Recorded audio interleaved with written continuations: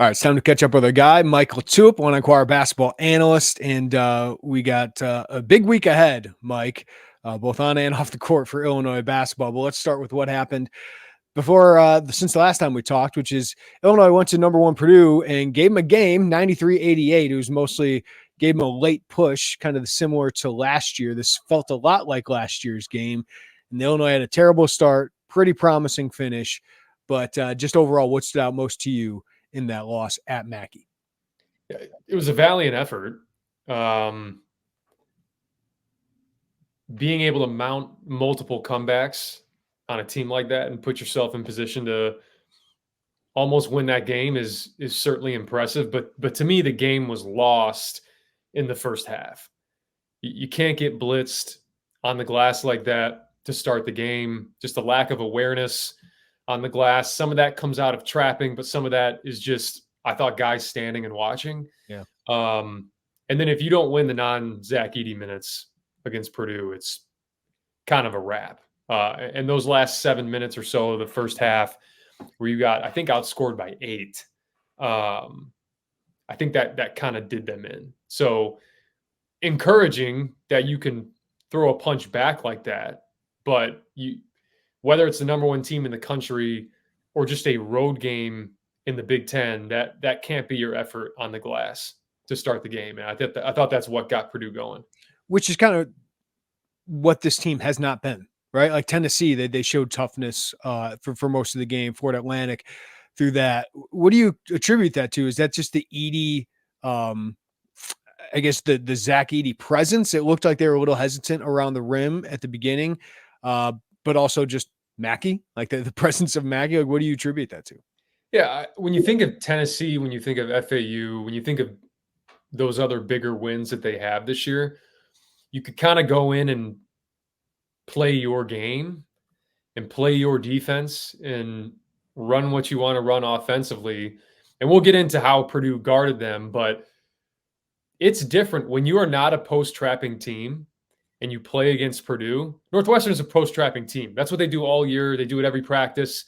And it's not just, hey, we know when to post-trap. It's when we do post-trap, we know where the other guys are supposed to go, and we know how to rebound out of it. And Northwestern got smoked on the glass against Purdue too. But I just felt like there was a lot of thinking in the beginning of that game. A lot of thinking of like, okay, well, like the ball's going to go there. And if it goes there, am I the low man? Because if I'm the low man, I'm the one that has to go trap.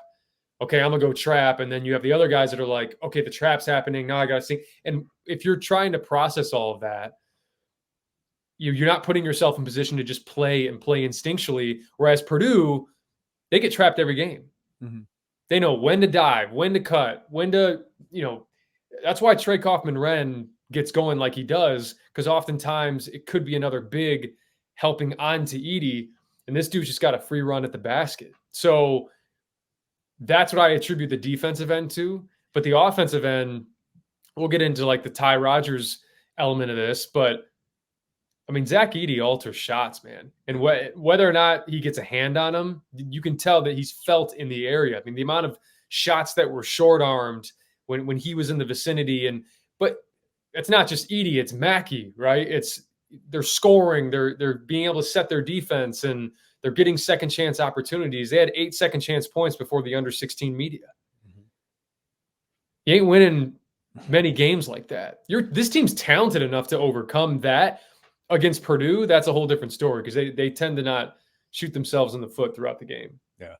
All right, so we've heard this term dorking by Brad Underwood before, and that's what Purdue did with Ty Rodgers. Did they give the book on how to defend Illinois when Rodgers is on the court? Is this replicable for other opponents? And do you think Brad Underwood took too long to adjust in that game? Well, I just threw a lot at you. Sorry.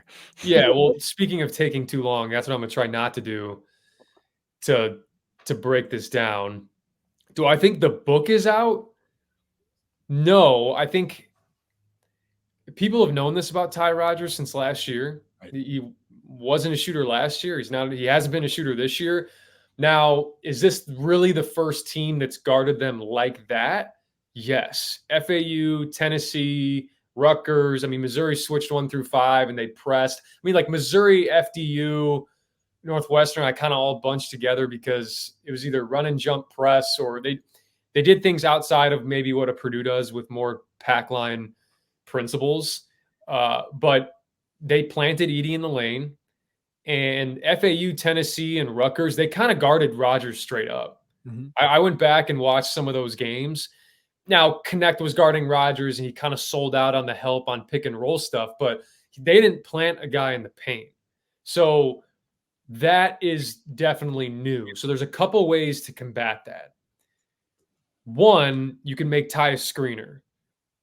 And if you're going to make him a screener, my opinion on it is that it can't just be, hey, Ty, go be a screener and just like run around and start screening all over the place, because I don't think they're generating enough out of that for that to be his main responsibility when he's not being guarded. Now, their other way of combating that they've tried is these step-up actions where he's available on a skip pass, and then that skip pass goes right. We talked about it, goes right into a dribble flip with the guy on the wing with them. The difference is that dribble flip, whereas if Domask skips it and you're flipping to Terrence Shannon going off with his left hand, that's now Luke Goody. And you saw even in the second half, they did the step up, they flipped it to him, and Goody had like kind of a 2 dribble to his left pull up that it was kind of contested. It wasn't a great shot. So that's what they've tried to do as well. So they can keep repping that and try to get better at that. I think there's open shots you can get out of it in the right situations. But to me, having him in that dunker spot or having him in that short corner is where he can be the most potent. Now, if you're going to do that, you have to attack that big that's planted in the paint. Because if you attack that big that's planted in the paint, whether it's off like a middle ball screen getting downhill at him, or it's, just catch and rip trying to get into the paint and beat your man and make Zach Edey have to make a decision. If that man helps uphill and helps at the ball, Ty Rodgers is open for a dump off or a lob. If Ty Rodgers isn't open for a dump off or a lob, it's because somebody came in sink and fill, on a sink and fill from the wing. And if they came in from the wing, now you have a wing guy that's open for 3. So you're not dead to rights if Ty Rodgers is in the game. Right. But like you have to be able to execute and read out of it. Because if you don't execute and read out of it, we'll show the film, they didn't execute and read out of it.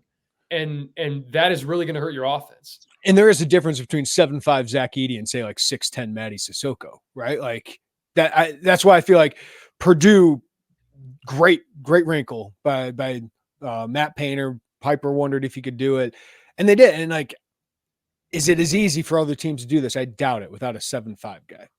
It's not as easy, because the difference for Edey is that because he's so big, he has the ability to not have to commit uphill, still get a hand up, while also not taking himself out of position to kind of drop back off and find Rodgers.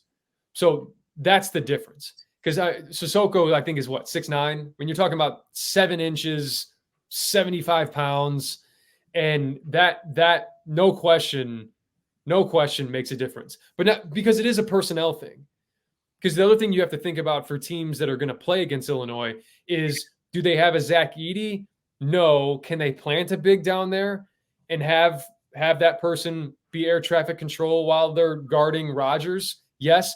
But what does the rest of their personnel look like? Because Purdue can do this, because First, Gillis, Trey Kaufman-Wren are more mobile 4 men that you can put on a Coleman Hawkins, and you don't worry about like blockouts, or put on a Quincy-Guerrier, or just like I think about like an Indiana. Yeah. As just maybe another team where they plant Renew in the paint, and then maybe Ware is long enough and athletic enough to be able to hold his own on the perimeter and guard Hawkins and show on screens. And so that's maybe a wrinkle, but for the most part, you can do this. Do I think teams are going to do this? Yeah, I think some will, but can you do it as effective as a Purdue when you don't have that personnel? That remains to be seen. Now, the last 2 points that I'll make is and it might be 3 points, so I apologize. If it does come down, like that under 16 media, Dane Danger was the first substitution. I think that should have been Justin Harmon. Because if you bring in Harmon for Rodgers in that first media, now you at least quicker have a realization of, okay, what does the contrast look like? And then also, in a game like that against Purdue, under no circumstances can Dane Danger and Ty Rodgers ever be on the floor together. Like, ever. Yeah. Like, they were that 5-man grouping without Dane and Ty. That was Goody, Domask, Harmon, Hawkins-Guerrier. They're almost 1.5 points per possession when they played together. They had 2 different scenarios where they scored on 6 straight possessions, one in the first half, one in the second half. So most teams, if they have a guy like Ty Rodgers and a team's guarding them like that, they got to find ways to execute and play through it. And I think this Illinois team still does, because Ty's that valuable on the other end. Mm-hmm. But not many teams can just say, all right, well, come out. Here's our 5-man lineup that spaces the floor, puts you in all type of tough situations defensively. So that's something that they have to figure out, but they have they have answers for it if that's what teams wants to go to. Yeah, and you mentioned it. If a team doesn't have the personnel like a Purdue or even in Indiana, I think that's a great point. A team like that could certainly do it. Then you have matchup issues with Guerrier or Hawkins that you could go towards, right? Like that seems like that would be the pivot against some other teams. Yeah, no question. Especially teams that maybe want to play like a 4-guard lineup and plan a big down there with Rodgers. Now you got 4 guards, and can you stop Quincy Guerrier when he crashes the offensive glass? Can you stop Coleman Hawkins when he crashes the offensive glass? Coleman's showed that he's good in those situations where you can feed him in the long post or short post. And if you want to send that other big over, now he's making reads out of it. Coleman's been really good at that this year. So that's why this is the 6th ranked offense in the country right now, is because they're not one-dimensional. It's not just, hey, we got this one issue. This is how teams are going to guard us. Oh, man, let's figure it out.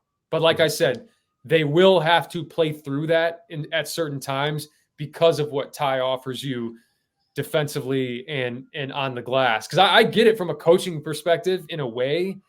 Like I said, I would have gotten him out earlier to see what you have with that other 5-man lineup. But you're also getting whipped on the glass and not being able to get stops. So if you're looking out on the court, you're like, oh, well, there's arguably our best rebounder who had 15 a couple games ago. There's Ty Rodgers. There's, great defender. Oh, we need him on the floor because we need to get stops and rebounds. But stops and rebounds don't matter if you can't catch up offensively. So, and luckily Harmon can come in and make an impact on that end as well.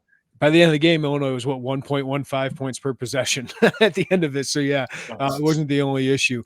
Get started on your resolutions with Factor, so you're ready for the new year. Factor's ready-to-eat meal delivery takes the stress out of meal planning and sets you up for success in the new year. Skip the grocery stores, prep work, and cooking fatigue. Instead, get chef-crafted, dietitian-approved meals delivered right to your door. With over 35 meals to choose from per week, including options like keto, calorie smart, vegan and veggie, my favorite protein plus, and more. Plus over 55 weekly add-ons, you'll have a ton of nutritious and flavorful options to kickstart your resolutions. So forget the frenetic lunch preps and rush dinners. Factor's 2-minute meals are your secret weapon in the new year. Fuel up fast with restaurant-quality meals, all delivered straight to your door. So stress less over meal times in the new year. Factor's no prep, no mess meals. Free up time otherwise spent shopping, cooking, and cleaning up. No more wasted time in the kitchen. Head to factormeals.com/Illini50 and use code Illini50 to get 50% off. That's code Illini50 at factormeals.com/Illini50 to get 50% off. Marcus Domask, Mike, is the Big Ten Player of the Week. 58 points on 17 for 29 shooting, 11 assists last week in those 2 games. I know we keep bringing it up, but I mean, this is awesome. What he is doing offensively. What impressed you most about him during that game against Purdue? I mean, if you're Illinois, you're like, can we find an extra year of eligibility for him, for Guerrier, for Harmon? That's what's bittersweet about these. You call them 1-year rentals, right? Domask has so much game. He's such a weapon when they've shifted things to booty ball, and that's certainly unlocked some things for Domask, but also they're running high ball screens with him. We saw him come off screen late or guys mid second half and hit that 3. Hopefully that gets him going, but it seems to not matter for him in terms of oh man, smaller matchup back down. He had Ethan Morton on him, who's 6'7", 215. His footwork, it is like I said, it's such a weapon to have. And he was already trending this way. So when Terrence, was out, you had a guy that not only was naturally going to slip into that role, he's accepted it and taken ownership of it. And man, I mean, you want to talk about what, 29 a game in that week? That's Northwestern. That's one of the better teams. These are one of the better defensive teams in the conference. So extremely impressive. And we'll see how long Terrence is out, if it is a season long, whatever that ends up being. But they got a guy. They got a guy that, if need be, can take over games, and we'll see late game type scenario where, but you feel pretty comfortable with the ball in his hands. I was asking somebody at the game, do you have a comp for him? Like I'm trying to think of a Big Ten player quite like him here recently. I mean, he's not as athletic, and this may not be a great comp, but just the way that Wisconsin posted Johnny Davis. Yeah. It just created so many issues. Again, Johnny's a much better athlete, but I think in certain ways, like, both of them don't necessarily rely on their outside shot. They get a lot in the intermediate. That's the comp that comes to mind. Now you're talking about the Big Ten Player of the Year and a lottery pick, but there's definitely some similarities. We talked about Greasel as well. I think he has so much more game than Greasel. He does, yeah. So yeah, I mean, it's tough, man. He's kind of an enigma. And that's what makes him so hard to guard. Yeah. I didn't think Hawkins-Guerrier had a good start to the game. The first 10 minutes, I didn't think were very good, but boy, he ended it well. Last 30 minutes, he was really good. Coleman Hawkins had some moments that weren't great, but I thought he was their best player until Domask went off at some point. And at the end of the day, these guys, produced for Illinois in this game and gave Purdue some matchup issues. So, I mean, we're kind of hitting on some of the same points week after week, but these guys are both playing the best basketball of their career. So what makes them as a tandem such a problem for teams, Mike? Yeah, we talk about Domask, and we talk about the way that they're able to back opponents down and the way they're able to play offensively. It's in large part because of these two and their ability to space the floor. I think in their last 5 games, they're 23 for 45 from 3 between the two of them, 51%. I think Coleman's 14 to 29 and Quincy's 9 to 16. I mean, that is high level, and that's only going to help your offense because these two guys are going to continue to command respect on opposing scouting reports, and that just spaces thing out. It's more room for Domask to operate. It's more room for Rodgers to operate, Harmon to operate. So that's really, really encouraging to see. But also, when you factor in Coleman's passing ability with Quincy's cutting ability, it's just a really good marriage. I mean, think about the 3 dunks that Hawkins-Guerrier has this year that maybe come to mind. I can think of 4 just off the top of my head. You got Coleman throwing an alley-oop in the FDU game to Quincy. You got Quincy dive cut against Northwestern for a dunk. That's a pass from Coleman Hawkins. You got let's see, the Rutgers game. Quincy goes backdoor. That's a delivery from Coleman Hawkins when he gets cut off. And then in this game, you get Purdue that wants to double the post. Quincy cuts from the corner. Fletcher Lawyer doesn't see it. Delivers over the top because he's 6'10". And when you have a tall passer that can make those reads and a really good cutter, so like I said, that's a really good marriage. And so that has worked out so well. Both of them, I think, have rebounded well. Sans first part of that Purdue game, but they're so smart defensively, so that helps as well. The ability to switch 1 through 5 at certain times. So it's the beauty of a really good team because all these pieces have to make sense together for you to kind of unlock your potential. And those two guys play a really big role. Okay, Mike, I won't ask your legal opinion, but Terrence Shannon's lawyers file for this temporary restraining order to play immediately. What do you think basketball-wise of this, whether it's how the team would handle it, how Terrence would handle it, what it'd mean for the team if he does return to play. When you say how the team would handle it, just I mean, it's been emotional, right? I would imagine these last several weeks. Is it easy for them? Just be like, okay, he's back. Let's go. Like I don't know. Like I just don't know. You hear all the noise. You know who he is. He's been going through this. It's another change for the team. So I just don't know how they'd handle it. If he's cleared to play,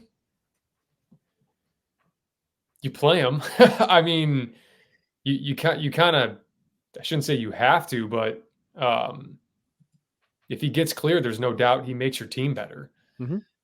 Now it's just a matter of if he does play, thinking about the kid, how are you able to compartmentalize that? Yeah. Are you the same Terrence Shannon? Does it impact his play? And if things continue and he is cleared to play, think about road environments. Yeah, if he were cleared this week, the one thing he has going for him is their 2 home games would be huge for him, I would imagine. Yeah, no question. So I think just a lot still has to play out here, but I do think that if he is cleared with that TRO, you got to play him. Now, do you get into, hey, does he start? Does he come off the bench? I mean, to me, that doesn't really matter because I think regardless, he's going to play a lot if it does get granted. But we'll see. I mean, this team has obviously been doing well without him, but you could see in stretches again in that Purdue game, not having anyone. Domask is great backing down and pivoting and getting to those little kind of flips and hook shots and fadeaways. But they really miss somebody right now that can like get to that last layer of the defense like Terrence Shannon can. So again, we'll see how this plays out. But if he is cleared, you got to play him. Big stat that I noticed at the end of this game: fast break points, Mike, 0. That's different when Terrence Shannon is on the court. All right, huge matchup Thursday. Michigan State has been playing better for the most part for the last month, but lost to Northwestern, looked phenomenal again at home in their blowout win over the Spartans. What do you think of this matchup? What are the keys for Illinois against Sparty? Well, the keys, first and foremost, protect home court. If you want to get to where you want to get in this league, you got to take care of home court. Be the more physical team. That's what Northwestern did to him. You heard Tom Izzo after the game that seemed to bother him the most was that they got out physical. So I'd expect a physical game. And physicality on cuts, on blockouts, cuts both offensively and defensively. If they want to cut, they call it chucking the cutter. Make sure that they feel bodies and make sure that offensively you're setting up your cuts. But you have to keep them out of transition. This is a Tom Izzo team. I mean, this is a very Tom Izzo team. They try to get out in transition. They're really good when they get out in transition. And then in the half court, they'll run their floppy action, sending guys off the baseline. They'll set pin downs for Tyson Walker. If you want to switch likes or switch 1 through 4 or switch 1 through 5, they'll start with maybe a double drag screen to start, and then the big goes into a pin down for Tyson Walker. So you got to be aware of what they do offensively because they still have good offensive player. They're shooting it better from 3 than they were earlier in the season. They'll still run middle ball screens with AJ Hoggard. So I'd expect, like last year when Illinois played them at home, that they're going to try to shrink the game. They're going to try to play that game in the middle third of the floor because they play drop coverage. Illinois plays drop coverage. So it's going to become like a 2-on-2 game at times in the middle of the floor. And then for Michigan State defensively, you even saw in that Northwestern game, Barnheiser went to some booty ball against Tyson Walker. And at times they would send a second guy or they would attempt to send a second guy. So if that's the case, you're playing out of traps again. And you're swinging the ball around, making the right reads, making the one more pass, open threes, open driving lanes. You got to play. And this team's getting used to playing with each other. But who knows? Maybe you have an extra guy on Thursday, and all that factors in. But this is about as prototypical as a Michigan State teams get. Maybe not with like the high level pro talent, but they do a lot of the things that Tom Izzo wants to do. I mean, offensively for Illinois, this is a matchup team. Like you match up pretty well offensively, I would imagine, with this team. I mean, Hoggard, Walker, Akins, like all those guys are a little bit smaller. Holloman, 6'2", 180. But boy, those guys can scoot too. Tyson Walker's a handful, and I'm interested to see who checks him. Whether it's Ty Rodgers, Justin Harmon might have to step up there, but that's gonna be a fun matchup. Yeah, and I do wonder if they start Tyson Walker on Luke Goody. You know, now you have Akins and Hoggard guarding Domask and guarding Rodgers. And if that's the case, now you could see in that Purdue game when they went with that kind of 5-man lineup that was really, really good for Illinois. And you can still do this with Ty in there, but do they try to keep those matchups or do they switch likes? Because Purdue tried to keep the matchups. And if they try to keep those matchups, meaning, okay, Luke Goody's coming over to set a screen for Marcus Domask, and Tyson Walker is simply just going to show and recover and get back to Goody. If that's the case, you got to send Goody and have him slip like a madman out of those screens, because that's going to create confusion. That's going to create paranoia because of his shooting ability. Maybe that opens things up for Marcus Domask. But if they are going to switch, you know, those are matchups that you can exploit. So chess match happens. There's going to be a chess match every game with the way that Illinois plays and the way that you have to guard them. Boy, was I wrong about Maryland, who comes to State Farm Center on we all were 9-6, 1-3 in the Big Ten. I thought, hey, they beat Penn State in overtime. UCLA beat some Patsies on the schedule. Maybe they're getting right, and then they lose by 14 to Purdue at home, and then they go to Minnesota and lose. Look out for Minnesota. But that brings me up. Which team is more disappointing to you in the Big Ten so far, Maryland or Michigan? Well, Michigan's been awful, like really bad. And it's still Maryland, because compared to Michigan, you lose Hunter Dickinson, you lose some really important pieces. You know, Jet Howard.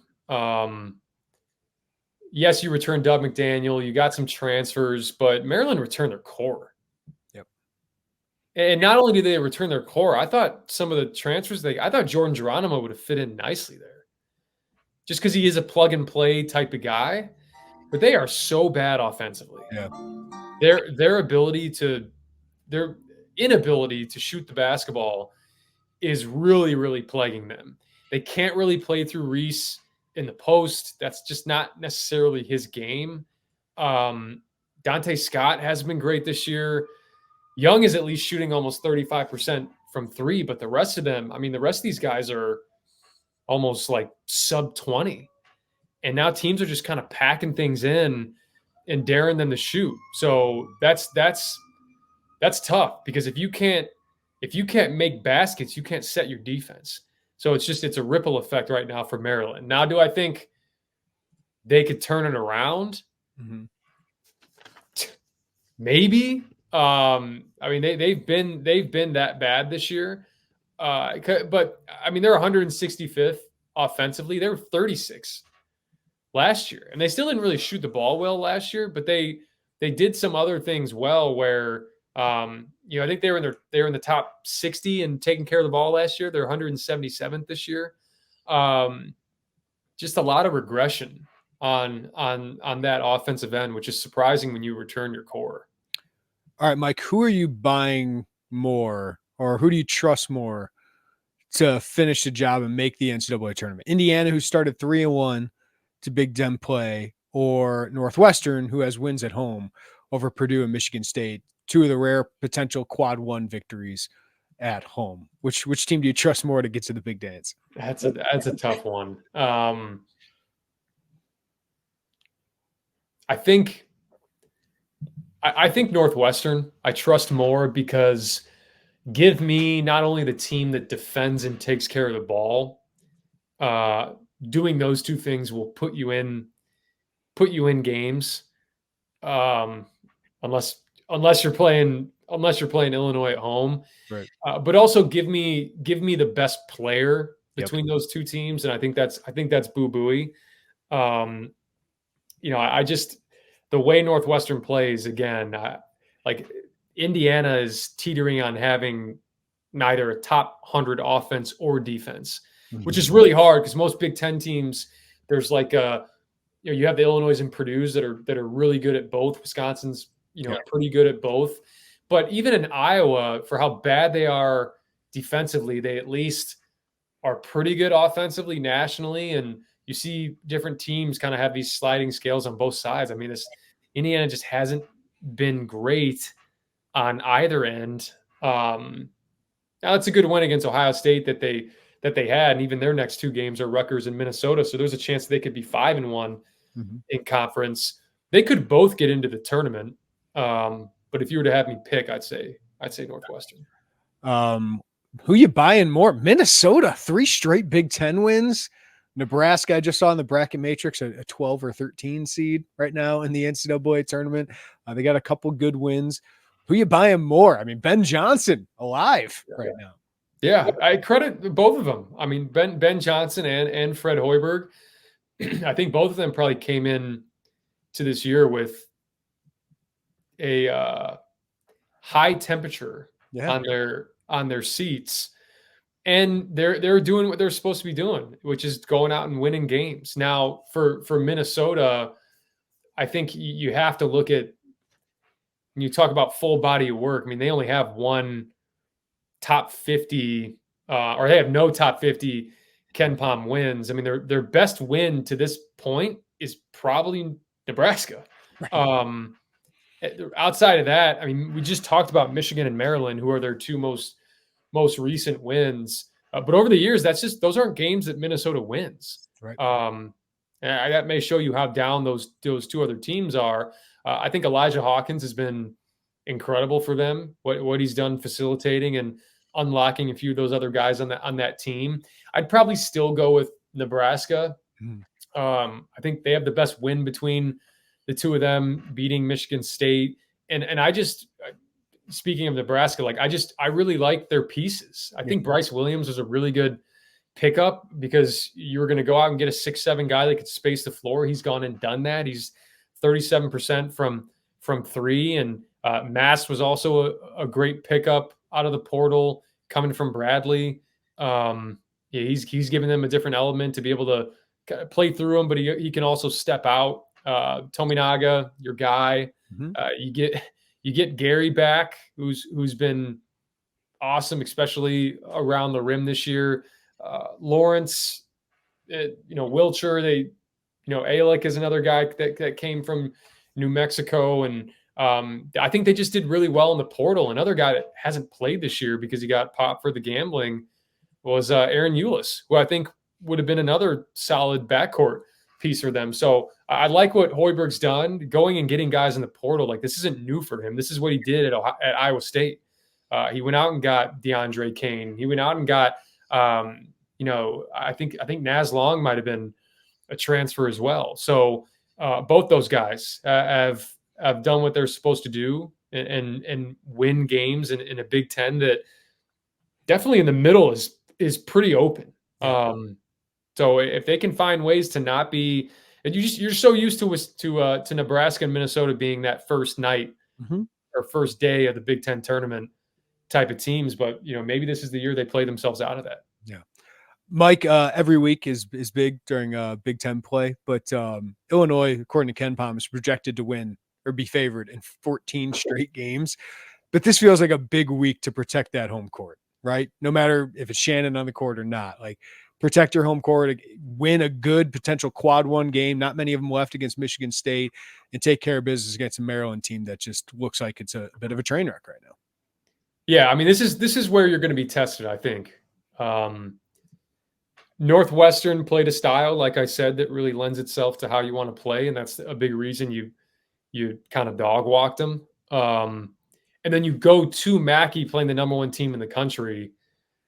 You're going to lay it on the line for that game, even though the first few minutes of that game was rough. Now you have these two, you have a few like middling teams now. Michigan State is probably, I think they're still going to end up being top 5-ish, top 6 maybe in the conference.